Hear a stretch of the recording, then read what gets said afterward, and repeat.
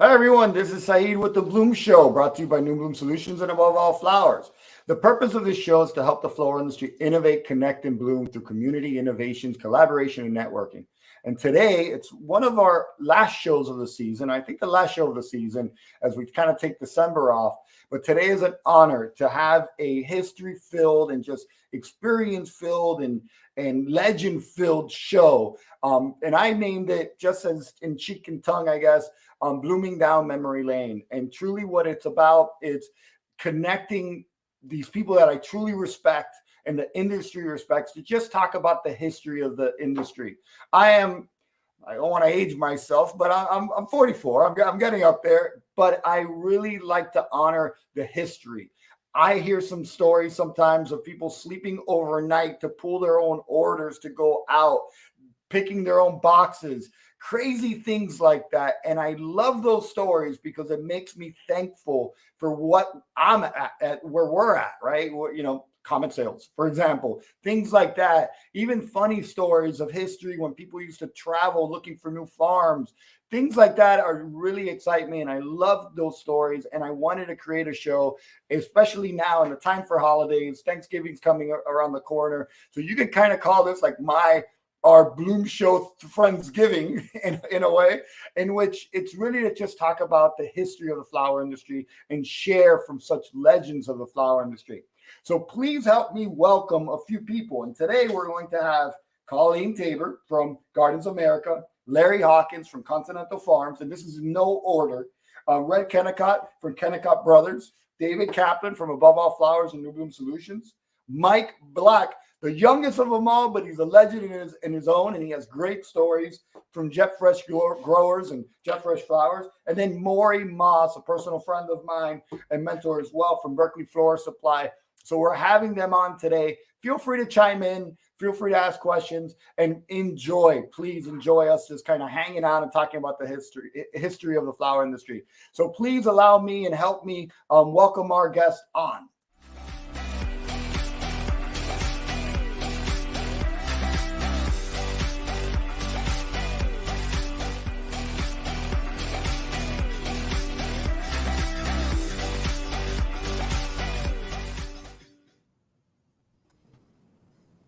Hi, everybody.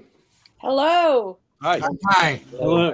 Fantastic. Thank you, everybody, for joining again and spending your time with us. Hopefully, maybe an hour or so, but thank you so much for spending your time with us. Truly appreciate it. Colleen, let's just get to it. I said ladies first. So, Colleen, share with us who you are and your history and how did you come into the industry and how long have you been in the industry with us? Okay. Colleen Tabor, 73 years old. I didn't ask for age. But thank you for sharing. I guess the history started when my mother was a bookkeeper for Kennicott Company in Miami. And so I would go there with her when school was off or during the summertime, and I would work there with her as maybe 6 or 7. So from there, she was in the bookkeeping department, and these 2 gentlemen walked in from South America and said they wanted someone to help them sell flowers in the U.S. And so she said, oh, my husband and I can do that. And that's how Gardens America started, with a telex machine in a bedroom in a duplex. And the farm was Jardines de los Andes, and it was Bernardo Herrera and Edgar Wells.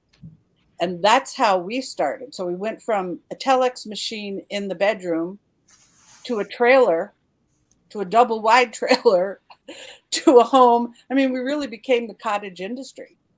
And who was your manager then, Colleen? Who was the manager where? Kennick in Miami. Oh, Tony. Tony, oh, okay. Yeah, and Joseph Alato was there. Right. What year was that in, Colleen? What year was that? Oh, so let's see. I'm going to say, dang. Well, Gardens has been around for 50.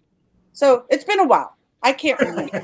So 50 years, man. Yeah. I'm trying to add up all the years.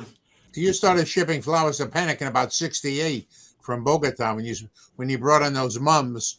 Yeah. That was the first import mums, and that was a big deal back then. my mother contacted all the bookkeepers at the Pennock locations and said, hey, my husband and I are going to start selling these flowers, so you need to take them. And her husband was an ex-priest who knew nothing about flowers. So it was quite an interesting adventure.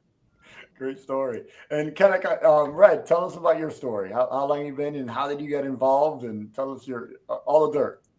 Yeah, well, I first started as a 12-year-old back in 1949, working part-time, and did that all through my school years. And I've been at Kennicott Brothers full-time since 1959. That's 63 years. So And your business still was going. full family business, right, Red? Yes, it was. Yes, it was. So how long has your family business been running for? Well, we trace it all the way back to 1836 when my great-great-grandfather took a land grant out here near Illinois, and his sons started selling flowers from his nursery there, and that led to the first wholesale house in Chicago in 1881. So it's come down through the generations until today, and today we're 100% employee owned. Wow, congratulations. That's awesome. Larry, how about yourself? Well, I'm almost as old as Colleen. What month is your birthday? July. Okay, I was born in November of 49. 1949, not 1849. But, and actually, when Gardens started, I met your dad or your mom's husband. So that was the early part of the game. And I got in on July 24th of 1974. So that's 48 years this past July. And I learned what a select and a fancy grade carnation it was, but I didn't know what a standard was. There were no palms at that point. And we started getting some palms from Guatemala that didn't work out too well. And that was really, truly at the beginning. There was Sunburst existed, Santana, a couple of others, but that was, Juan Holguin, a bunch of people that nobody knows anymore. But that was the beginning for us. So I remember them. yeah, I remember those guys. and Red is one of the nicest human beings I've met, even though he can hear me saying it. I say it behind your back, Red. Red who? Oh, well, I'm gonna question you on something. The guy that Larry, used to have red hair. Sure, but I used to Morey have and I were different getting color hair, pom-poms too. from before you weren't we Morey? You're our third. Our Continental lowest Farms? account number was account 101. Morey will remember Pistonet, which was a retailer in Miami, and Hanford's. Costa Rican you're talking about? Huh? The Costa Rican pom-poms? Oh, Jimmy forget Vaughn. those. I moved on from that. Not Costa Rican. Jimmy that was Vaughn later had in the game. pom. That was a longer story. But with Red, his account number is 103, Yeah. which our lowest account number was 101. So that's how far back we go. And Red was my account until we screwed things up with a thing called a hyperbaric chamber that failed. And that was the days of full boxes. I don't know if the younger people know what a full box is, but he had like 800 full boxes of red carnations that we didn't know. The farm didn't tell us that they were in a hyperbaric chamber that didn't have a generator, so it failed. We didn't have, like Colleen, we had a trailer was our cooler, one side of it. Wow. We had to use flashlights, the headlamps, a miner's thing to be able to pull orders. And so How things have changed. Wow. guilty as charged, I convinced him to book for Valentine's, and we send him 800 boxes of red trash. And my biggest complaint about Red to this day would be that I told him he deserved a credit, but he wouldn't take it. What So a gentleman. What a gentleman. I haven't let that go. That's not Love that the whole story. Oh, it's We had a multiple. for his 70th birthday, I wanted to take him and Katie to lunch for his birthday, which happened to be in the middle of a WUSA convention in Tampa. And that's right. I love dogs. It's fine. And he wouldn't let me pay for his birthday lunch. So the retaliation was, well, okay, well then when I hit 70, I pay for lunch. He agreed to that. Did that ever happen? Well, it's an interesting story. It was another WUSA convention, the one we had at Doral. And my birthday was the next day on a Wednesday. And I said, okay, so we're having lunch tomorrow for my birthday, right? He goes, oh, I'm sorry, you're having a commitment. I said, well, when did you make the commitment? And he said, well, a couple of months ago. And I said, well, you made this to me 14 years ago, so you have to stick with that. So those are the only two complaints any human could probably make about Mr. Kennicott. And how about yourself, Mr. David Kaplan? Tell us a little bit about your history.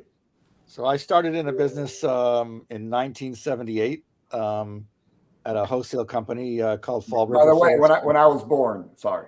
Oh yeah, okay. Oh, and I forgot to mention I was abused verbally by the man who's now talking. He was my customer. I have shoes older than you, Saeed. Or should I say clogs? So that was, I worked before 78 when I was in high school and junior high school, even selling flowers before that. So I would say I was in the industry for 44 years. I was in the wholesale trade for about 30 and started Above All Flowers in 2007, going on 16 years. So that gives you an idea, And something many people don't know is that you used to have your girlfriend selling flowers. Yeah, who's now my wife. And I wouldn't be in the flower business today if it wasn't for my wife understanding everything that I put her through. Shout out to her. And by the way, go ahead, Morey. Tell us your story. I'm leaving the younger one for last, but tell us your story, Mr. Morey. Yeah, hi. I'll be 82 in January, just a kid. I was born last century, but I graduated University of Miami in 62 with a degree in accounting. I worked for a pretty big accounting firm on Miami Beach. We did a lot of the hotels, and I got sick of reconciling the Fontainebleau payroll account, 3,000 checks every month. I'd tick off 3,000 check for 4 hours. Then I'd stand up and pull the pants out of my behind. Then I'd sit down for another 3 days. And I got so sick of that I wound up buying a little client of the firm, which was Berkeley Florist Supply Company in 1965. And in those days, there were 5 wholesalers in Miami. There were no South American flowers. We had Pennick, Carlstead, Berkeley, and a couple other Pan American wholesale, a couple other companies. And everybody wound up leaving Miami after the airport opened up. Nobody could compete with them, and it's still extremely difficult. But no, I've been doing this since I'm 25, and it's been the majority of my life, and it's been, an absolute amazing industry. Just we couldn't be in a more beautiful industry. I appreciate that every day. Although business is, it's a nerve-wracking business, but it's a beautiful industry, and I feel we are really blessed. And Morey, you jumped in at 25 to run a business in the flower industry. You ran the thing by yourself at 25 years old. Right? I had 4 employees and 2 drivers, and the guy I bought the business from was from a flower shop in Boston called Rogers Flower Shops, and he was Abe Rogers, and I bought in 65. He was 72, and he was retiring, and he stayed with me on contract for 1 year, but he wound up staying with me for 7 years because business kept increasing like 10% every year for a long time. And then I moved into the bigger building I'm in now. We were in a 6,000-foot building, and I moved into this 23,000-foot building, which was very, very fortunate. Otherwise, I don't know how I would have existed. But the city, Miami, was booming in the 60s, and if you did anything well and stuck to it, you could do well. But in those days, the industry was very difficult. We worked 6.5 days a week, every day of the year. We never closed. It was 5 in the morning to 5 in the afternoon. Sunday from 7 to noon, which was insane. When my first kid was born, I stopped that. And then we finally worked Saturdays down to 12, 7 to 1, and then 7 till noon. And now we're 9 to 1. But it's, it's a labor-intensive industry, but it's a beautiful industry. And I think many of us realize how blessed we are to have experienced this for our working career. It's been wonderful. Mr. Mike, tell us your story and your family heritage, or your story in the New York flower market, Mike. Well, first, thanks for having me, and it's an honor to be here with you people. Some I know, some I never met till today, and I didn't know I never met Colleen till today, and Larry I met for the first time I think at the convention not too September. long ago, and I've known of you guys my entire career, and I got to meet Red Kennicott for the first time at the SAF convention, and Morey, I've been a fan since I moved to Miami 22 years ago. So thank you very much for having me. David, David is a very special person to know in the flower business. So how'd you get into wholesaling? I'm very honored. My family had a wholesale house on 28th Street in the flower market in New York City. I started full-time when I was just a little bit over 16 years old. I was working full-time in the flower market, and I just loved it. I just 28th Street. Yeah, I just loved it. I still, you can't get the wholesale out of my blood. No matter what else I do, no matter where else I go, that wholesale business is always going to be part of me. I think it's kind of like my favorite out of all the things that I've done. So your grandfather was a rose grower, wasn't he? My grandfather was a rose grower. I just actually, during COVID, I started doing some research on my grandfather. I want to know more about his history in the flower business because I really never knew everything. And I knew he had rose greenhouses in West Grove, Pennsylvania. And going back to the 70s or the early 80s, I remember as a boy, my dad driving me there. And I wrote to the town of West Grove, Pennsylvania, and I asked, if they had any history on such and such company. And the town historian wrote me back, and he gave me this whole long history. He knew my grandfather. He knew who bought the farm. He knew the manager's name. He gave me all kinds of stuff. And he said, once COVID is over and he can get back into the archives, he's going to give me a whole bunch of other stuff. So, that was kind of really important to me to find out stuff about that. And I remember as a kid, those roses were coming in ginormous wooden boxes. And wooden boxes, reusable wooden boxes, and they were tied down with reusable rope. And I still to this day remember carrying that box on my shoulder and that cold, freezing water running down my back. I remember that feeling. It goes way, way back. And the funny thing, the same memories. I carried many of those boxes. Yeah. And the saddest part of all is that the roses were selling at better prices then than they do now. Exactly. You were getting more for them, huh? So it's funny listening to 28th Street stories because Armelini, Toots is no longer with him, but God bless him, one of the better citizens in the flower business ever. And all we had was anybody that went from Miami stopped off along the way in Pearson and picked up some stuff and then kept going up 95, going through South Carolina, North Carolina, and then straight up to 28th Street. And then it expanded. Red, I think you were already on Armelini. A lot of stuff got flown back then because the price per box was dirt cheap because they go on passenger flights, Eastern Airlines, it was so long ago, United, etc. But Red, when did you start with Armelini? Do you recall? Well, I remember so far back when Toots was getting boycotted by the domestic growers for bringing the first box of South American flowers in. So that happened to him. There was a small jip grower that I met who was out of the business a long time ago. And he said that all of them the Florida growers invited him to their annual dinner and, sort of an honorarium, if you will. And at that meeting, they told him, if you put that tiny little jip grower, maybe 2 acres, 5 acres, whatever, of jip, and they said, if you keep bringing him, then we're all going to leave you. Toots stood up. He said, thank you for inviting me. If that's the way it is, then I'm not taking any of your flowers anymore. Good for him. Wow. Yeah. The man has a heart of gold. And then there's the stories of him and Sarah, their first trucks up to Vineland and back and forth. She would literally drive. I don't know if they had power steering on the trucks back then, but they'd alternate sleeping in the same truck to go north and south with flowers from Florida. No, it All was the way better up to than that, Vine. Larry. Sarah would sit on his lap. Sarah would sit on his lap while he took a nap driving that truck.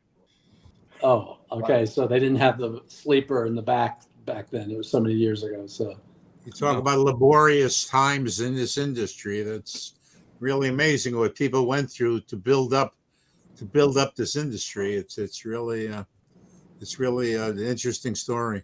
yeah, That's well, why the we're- flowers that's why coming we're- in when I started came up from Colombia in a prop jet, and there weren't gardens didn't exist yet at that point, as I recall. And they came up. They're called Electras, 235s or 225s, and they couldn't lift off with the weight of the flowers and a full tank, so they had to land in Cartagena and fuel up. Then, when at sea level, it was up too high for the lift to be there. So we'd get excited when it actually made it in 5.5 hours to 6 hours. And they didn't have coolers. So the flowers would sit, they'd already filled up their warehouse with no air conditioning, with the doors all open, and leave our flowers on pallets out in the Miami sun, rain or shine, waiting to unload the planes. And the planes, all they had was passenger doors. So there was a conveyor that went up to the plane, and one box would come out at a time. So we had a lot of cardboard that melted in the rain that we had to find a way to repack and put in the boxes. So that was, it's like, what were the tough times? Well, those are the histories of what we went through. Originally, flowers would sit on a runway, Larry, Yeah. and cook. I remember Freddie, who was our driver, who drove the 40-footer, not even a 53-footer. I don't think it was even a 45-footer. And we'd use that like Colleen did for our cooler. And he came in, I got them to put our boxes in the shade.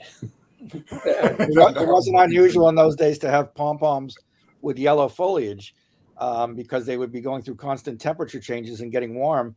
But then eventually the chemicals and B9 and all these other chemicals helped at the farm to keep foliage from turning from. It's very rare that you ever see a pom-pom has a yellow leaf.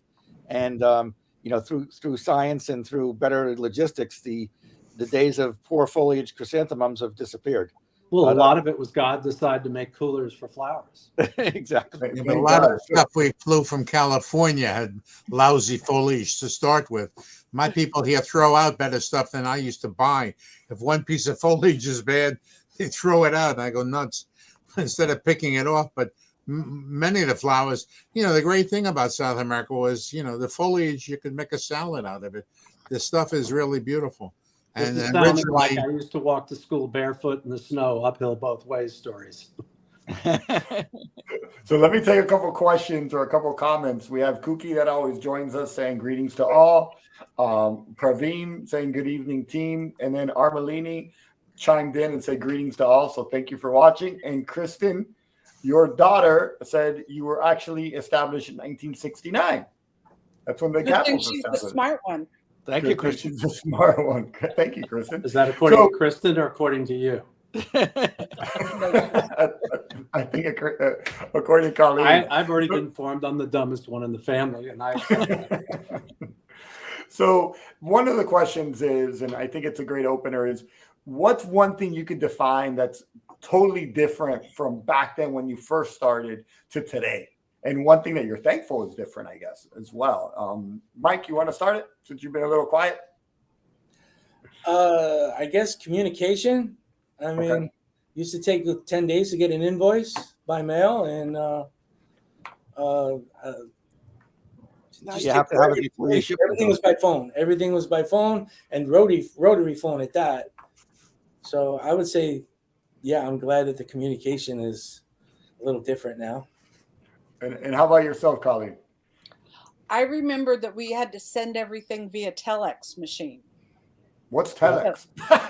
Sorry. You don't know what that is? Is it fax? Is it fax or No, is it telex? no. Before Fax. It was this huge machine with keys on it, and the ribbon on it was about an inch wide. It was yellow. a punch And you tape. would type it, and it would look like Braille. And then you'd type in your message, then you'd run it through, and the people in South America would read it. So when they lost power we had to write everything up, go to the airport, give it to the pilot, and ask him to please take it down to the farm so that they could get the orders for the holidays.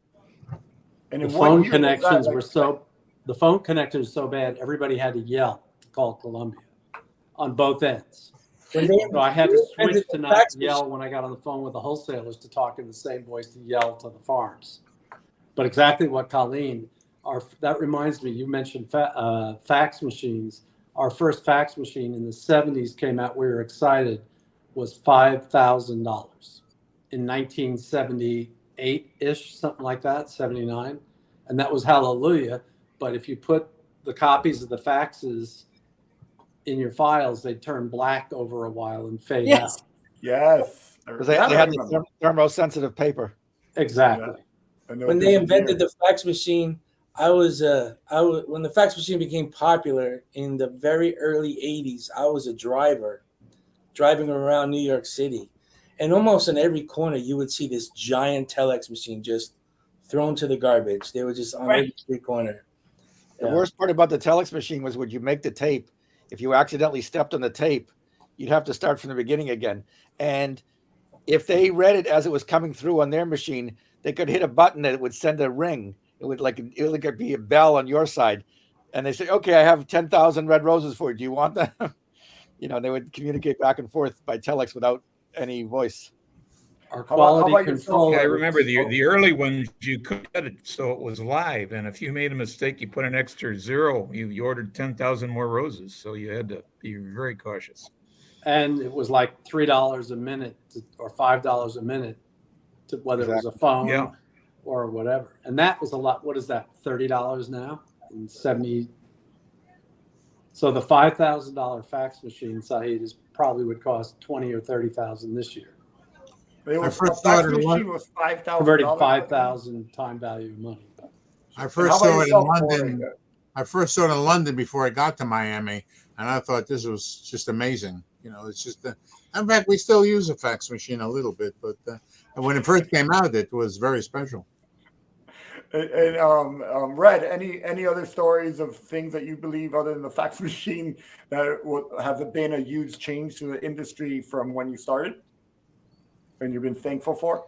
I think the biggest thing is the variety of flowers, the number of flowers, and the quality. It's just amazing. We never would have believed it back in the early days to see the flowers that are available today.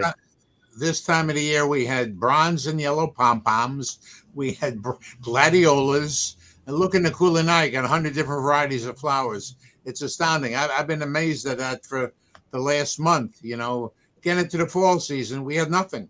Now there's so many flowers in there that you can't imagine. It's like a world garden of flowers. But a great thing about now that we didn't have back then is that back then, to fill an order, you had to go to 5 different wholesalers in the city. I needed 25 more white roses. I go to Pennock. I needed 25. I go to Carlson across the street. But now with all the flowers we have, they can fill an order pretty easily or can get it pretty easly. And that's an amazing change. Yeah, you probably remember more. If you get a wedding or somebody wanted 100 pink roses, you'd get any kind of pink you could.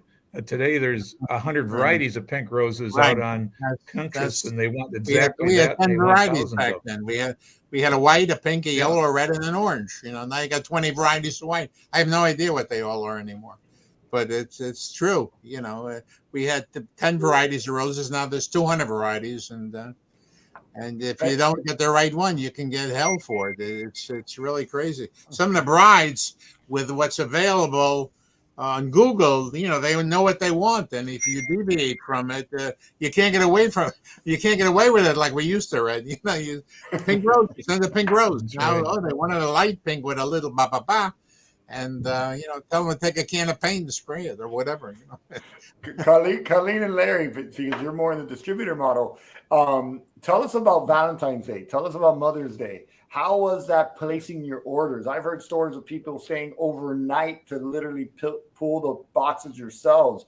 I started Yes. an era where you're putting in the order and you show up and the order's done and it's on a truck.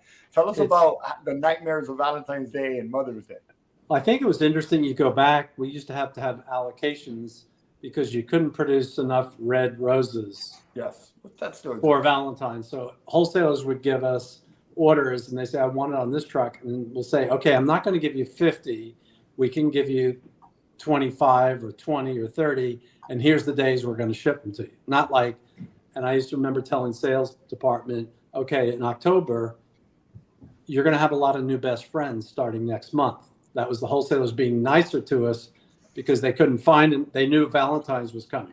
So we used to hear stories in the summer. If you want to send them to me for free, I don't want them, because the market was ugly in July and August, right? So that was the hard part. And palms was the timing. Colleen dived in on that one. But it was always extreme shortages. Now farms don't understand why you can't sell roses in early January or starting the 12th of February on to a wholesaler. Our situation was unique because we worked on standing orders. So every one of our customers had the same order go to them every week. Maybe one particular order on a Monday truck and another one on a Thursday truck. So John, who was my mother's husband, he sent out a questionnaire. Tell us what you want for the holidays. And people would have 5 boxes a week of pom-poms. And then for Valentine's Day, they'd write 500, thinking, yeah, I can get what I want. And John would take his marker and cross it off and say, you can have 3. That's all. So it was very interesting. What we had to do if we wanted to try to keep the customers happy was give a projection 1 year in advance of what color, what variety, and how many we wanted. And we had to do it by what we expected to be the farm ship day to make the truck days. So Kristen and I used to laugh about taking out our crystal ball and trying to figure what color, what percent of all this unit was going to be cushions or daisies or cushion daisy novelties, what varieties, and what percent by day by color. It was not fun. Wow. From a wholesaler standpoint, Saeed, Yes, sir. we would, when we did all our shipping from California back in the day, came to a holiday, you'd say, please ship me whatever you can, as much as you can. It wasn't a matter of giving them what you wanted. Please ship me. I would call Mount Eden Roses and beg. We got 1 box of roses every day in National Airlines from Mount Eden Roses in California. 1 box, 500 roses every day. And I had to beg for that. I talked to the manager of, I'll see what I can do. But on the holidays, all the growers, we would say, please ship whatever you can. I appreciate it. And it wasn't a matter of, even though we knew what we needed, I needed 500 of this, somebody, blah, blah, blah, blah, blah. It didn't matter. Please ship whatever it's a different ballgame now. It's really funny how it's turned around. I think also that's a great in my point. early days, all production was local. And so as a young salesman, there never were enough roses. And on Valentine's Day, you'd have dozens and dozens of orders, and every salesman got an armload as they came in from the growers. So you'd have an armload and trying to figure out who gets 1 bunches and who gets 2 bunches and who gets 3 bunches. Nobody today would even what that was like. Back in that time, everything was grown. All the roses were grown when I started in glass greenhouses, and so the light levels up in upstate New York and Cleveland, Chicago, everywhere, very little light. It got dark at 4 o'clock red, more or less. So the productivity of the plants went way down, and then in comes Colorado, and everybody got the glass greenhouses. Their cost of growing was higher because of how much heating they had to do to keep the plants alive, plus labor, plus. So then Colorado comes in with a lot more daylight, much less cloud cover, whatever, and they hurt the glass houses' ability to survive because the cost of growing was higher than it was for Colorado. And then Mount Eden and the others came in from California and wrecked Greenleaf, who was the big grower in Colorado. So it was a whole transition. Then comes along Miami bringing roses up from Colombia. It was like after carnations had kicked in. And I remember going to my first WUFSA convention in '75. It was in Colorado Springs in March. And I met Katie and Red. And I was treated, maybe it was the second one in '76 or something. And I was treated like a leper, you know, those horrible people that brought in those foreign flowers.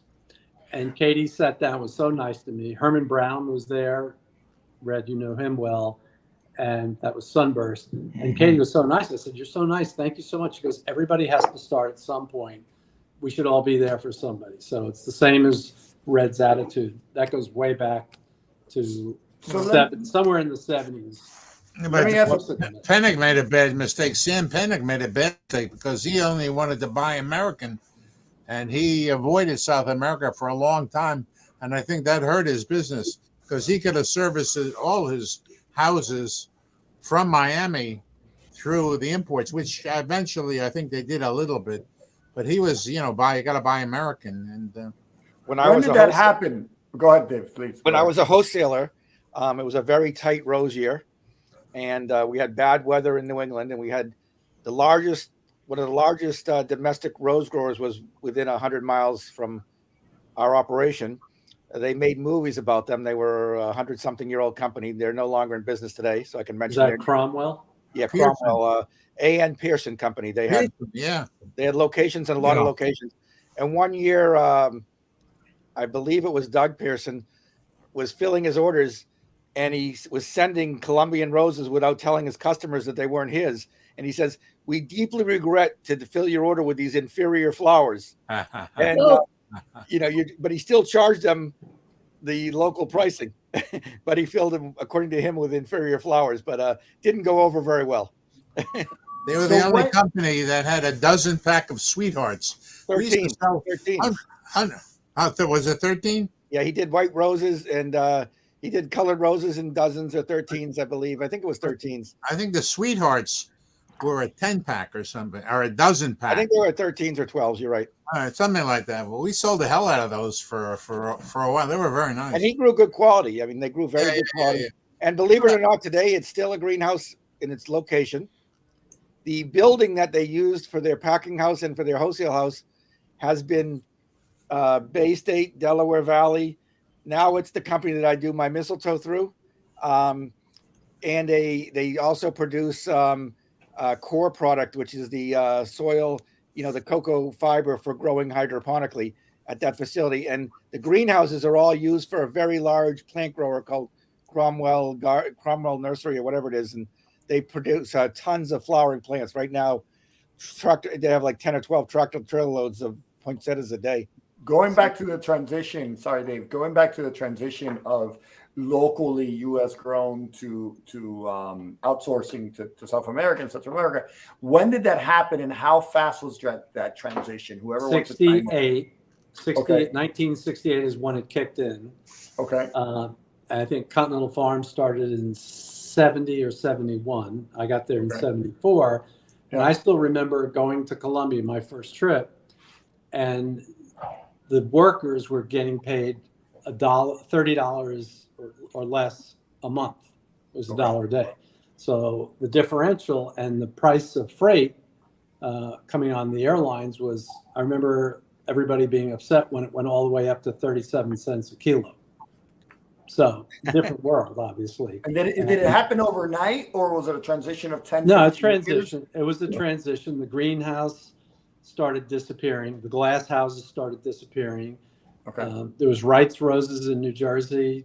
The oil crisis of the 1974 was a major episode. Yeah, that's what Jack. So the history goes back before what Larry's talking about. It was once all local. Our in fact, we were the biggest rose grower in Illinois for back in the 60s and early 70s. We got put out of business when California came in with roses and fuel prices went up. So California had a better product at a cheaper price. We had to close down our roses. And the Wow. jet Same age thing came happened to along. the Californians when South America got into it. If Yep. it wasn't for jet when did- aircraft, When did the U.S. go with the anti-dumping against the Colombians? What year was that? Do you remember, David? It was in the It was in 90s, the late 80s. late 80s, wasn't it, David? That's what I thought. Yeah. What So- was it, Mike? Mike, you were saying something? I think it was the late 80s. I think you're right. I think And you're right. what was that for people like myself that are not familiar with It that? was What for the no dumping? countries. The U.S. protected U.S. businesses because a producer of any product would dump all their excess at the U.S. and keep high prices elsewhere, so they didn't oversupply the rest of the countries. So that's what was happening in flowers, and it was raised legitimately by the concerns because the cost of growing. It was a good day when we got 10 cents for Valentine's for carnations. I remember John Vaughn rejoicing for good reason. How much they couldn't believe how much money they were getting at 10 or 12 cents a carnation. You know, That's so FOB that was a different Bogota. game. That was FOB Bogota. Yeah. Yeah, okay. So there was no so FOB David- Bogota, but David Armelini saying, I believe it was 1986, and he was saying it was glad he's joining as well. But I think David David. Armelini saying it was 1986. So hi, David. Yeah, so the situation was that the U.S. growers felt the Colombians were dumping into the U.S. so that the U.S. couldn't really compete. So there was a fine against each grower, a certain percent. Wow. It was based on constructive value of what the cost of producing the flower was. Yeah. And they felt that they were being sold for below constructive value. And some farms, like, were getting 80% dumping duties, and other farms were getting very little. And well, we had, on that note, we had one grower that all they grew was delphinium and stock for us. So not that big a farm. And he didn't care. God bless him, he's gone. But he didn't bother keeping all his accounting and file in. So they went after the importer of record, not the farm. So we were the importer of record for all the stuff, and we were going to have to pay back then in the 80s like 300 and some odd thousand. So we had to hire an attorney and an accountant to go down to his farm, prove all the data. So that shrunk down to, I don't know, 30,000, whatever, because his dumping, as David was saying, was posted at like 92%. So, and that was over several years worth. So it was retro. They were going to hit us for it, plus penalties for not paying, et cetera. And the best part of anti-dumping was when they determined that it was not a valid case, we had a pile of checks for each entry that came back for the duty. It was 1.5 feet high. $3, $12, Whatever it was. And it amounted to a lot of money. What was the percentage that they charged, David? Do you recall? It was anywhere from 8% to 80%. There were some growers that had really high duties. Of what? Of what figure? FOB. Now, here's the problem. In Land. those days, Miami was consignment mostly. And U.S. Customs would determine what the value of a rose was. So the duty was on what the customs determination was, which was relatively low, believe it or not. They determined that by USDA surveys. It was crazy. The whole regulations were absolute. Survey. Go ahead, Mike. The USDA used to go around and survey wholesalers. What are you getting? Yeah, we had the same things, David. We got the piles of checks too, and you probably were consignment like we were. Exactly. Most of our flowers are coming in from South America on consignment, and you had to figure out pay these guys back when you had these piles of checks. Well, dealing with customs is like dealing with the driver's license It was an bureau. unbelievable situation. So let me ask another question, and whoever wants to chime in would be great. If you were to say one thing to the future generation of the flower industry, the next use, any word of advice, what would it be? And if you don't mind, let's start with Red.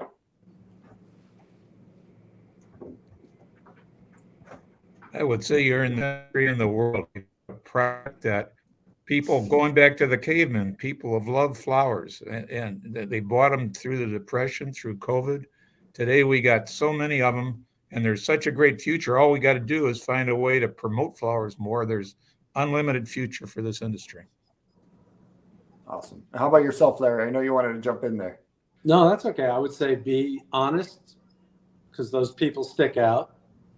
And that was certainly what I started off with talking about red. There's a bunch of people and be nice, just realize the market goes up and down.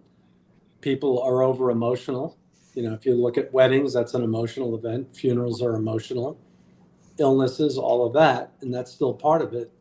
In spite of people starting to learn, I think COVID, with all the horrendous parts of it, brought more flowers into people's homes because they were stuck at home and the actors and actresses couldn't watch. Your favorite show wasn't there. You couldn't go to the movies. You wouldn't go to a restaurant. And everybody probably repainted the interior of all their houses.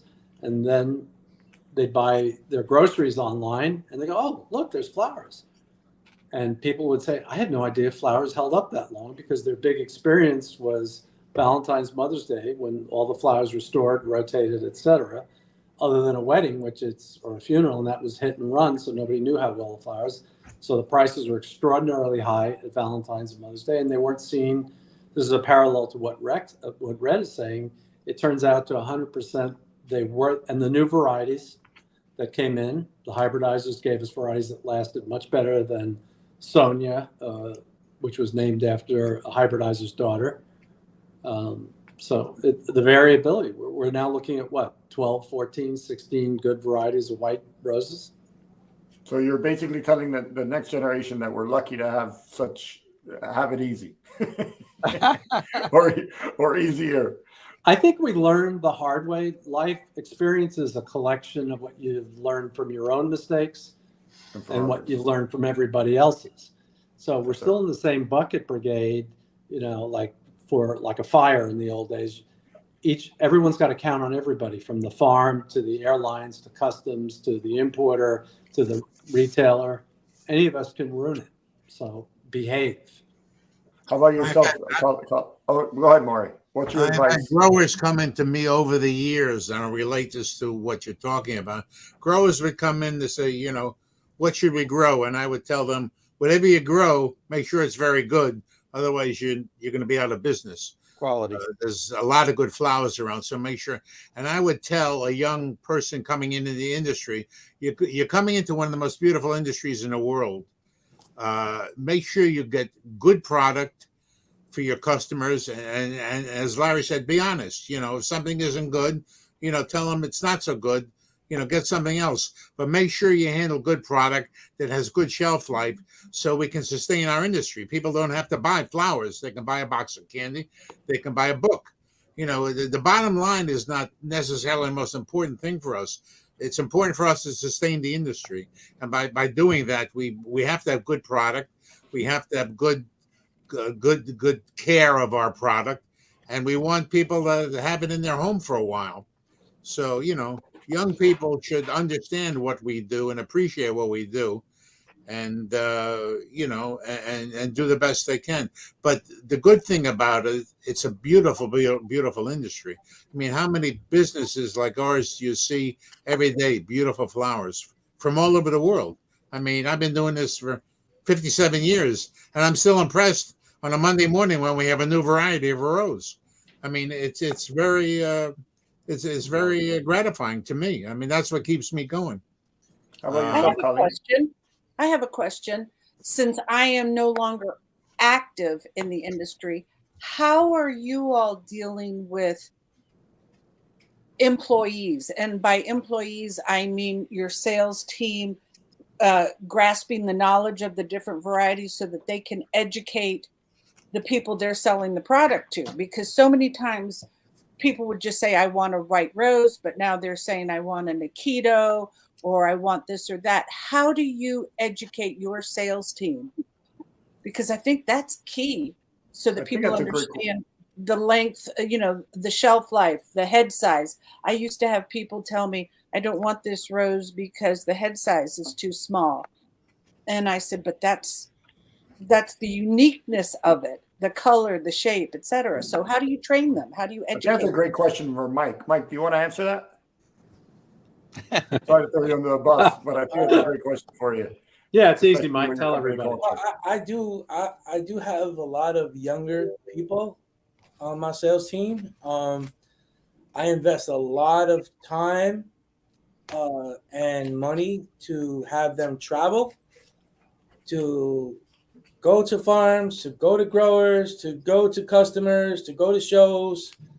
And my office is always full with the next big thing. Every day we have the next big thing. 99% of them I'm wrong, but there's always that one that does turn out to be the next big thing. And we just educate and make a lot of, we do a lot of internal videos between ourselves. So a salesperson is welcome to go out into the warehouse and look at a box. They'll make a video or a picture and then share it with our group chat and say, hey guys, look what I just saw. These are amazing from this farm or whatever. So, I think the way to get your team educated is to invest in them and to not restrict them. Do you have enough people? Yeah. Because where I am now in North Carolina, it's very difficult for people in business to get people to work with them. It's very difficult everywhere. Yeah, so I was Very just difficult curious how everywhere. it played in the floral. If you told me what I'd want in the past that I don't have now, I would tell you I'd want my staff back from 30 years ago. It's very, very difficult to get people. We used to get people out of a flower shop. You want to sell flowers wholesale. And it would take pressure off them in a sense they didn't have to make so many arrangements. And it was very easy. Now to find people is, it's a worst part of the business right now, I think. And remember how you used to work all those hours? People don't want to work those hours anymore. Right. I don't blame them. I don't blame All them. right, we're not gonna complain about the next generation now. All right. No. It's just the To challenge. your question, Colleen, I read a newspaper article that went through how hard it is to find, good people. Kids are not like they used to be. They don't have a work ethic, whatever. The article was dated November 26, 1892. So I think if you go back to ancient Rome or Greece, they couldn't find decent people. They were telling the same jokes we are. It's the same deal. It's finding people with ethics. And I think the fact that it's so easy to live your life through your phone, through the internet, whatever, COVID let everybody work from home, right? It made Zoom. I mean, the quality of the meeting we're having right now, the visual quality 2 years ago wasn't as good as this, right? But now there's a business of making who's the better competitor for Zoom. So it's a balancing act. And we go to North Carolina every summer. And the first time we've been there was this fall to the Outer Banks. And same thing. The place where we'd go for golf, the place where we'd go for get a massage or whatever, they were short-staffed. Mm-hmm. And the restaurants, people left the restaurant business because it didn't exist, and they realized they didn't like how they felt from staying up all day and working until 11 o'clock at night and what have you. So a lot of waiters and waitresses, God bless them, left that business and they found something else to do that wasn't as painful physically. It's a funny story. Funny stories are good. I was about to start asking about funny stories. Let me tell you one funny story that's apropos to what we're talking about. The kid graduates college. His father has a big business. He says to the kid, "What do you want to do? Do you want to be in sales?" He says, "I don't want to be in sales." He says, "You want to be in administration?" "I don't want to be in administration." He says, "You want to be in delivering?" He says, "I don't want." He says, "What do you want to do?" He says, "I'd like you to buy me out." That's so appropriate now, right? To answer the last question that Saeed said, there's three quick words. We were getting one word answers, but technology, logistics, and people. What does that mean, Dave? In what order, David? I think people number one, Agreed. logistics and technology number 2 and 3. And that's like your word. That's your word of advice to the future of our industry. Yeah, if you don't have all those things covered in good order and know how to work with the social media, know how to work with the current way things are done today, then it's not going to be a very pretty business for you. And you need all those things to work really well. Like Morey was saying, it's a great business in so many ways. And most of our employees have worked for us, for more than 15 years. Training is tougher than it ever was. It's more complicated. I mean, we sold all assorted boxes for the most part, 80%.